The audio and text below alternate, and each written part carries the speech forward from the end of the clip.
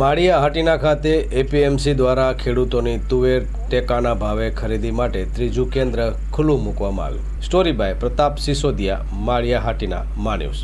ગામે તુવેર ખરીદી કેન્દ્ર ત્રીજા કેન્દ્રની શરૂઆત થઈ ત્યારે સરકારશ્રીનો અભિગમ એવો રહ્યો છે કે જે ખેડૂતો છે એને દરેક ખેડૂત જણસીનો યોગ્ય પોષણક્ષમ મૂલ્ય મળે એના માટેનો મગફળી, એના પછી આ તુવેર, આવનારા દિવસોમાં ચણા, એની ખરીદી થવાની છે। અત્યારે આપણે આપણા જિલ્લામાં ઇન્ડી એગ્રો દ્વારા આ ખરીદીની શરૂઆત થઈ। સરકારશ્રી એના હસ્તક આ કામગીરી સોંપેલી છે અને અહીં માળિયામાં આ ત્રીજું કેન્દ્ર વાંદવરોડ સેવા સહકારી મંડળી દ્વારા આ ખરીદીની શરૂઆત થઈ।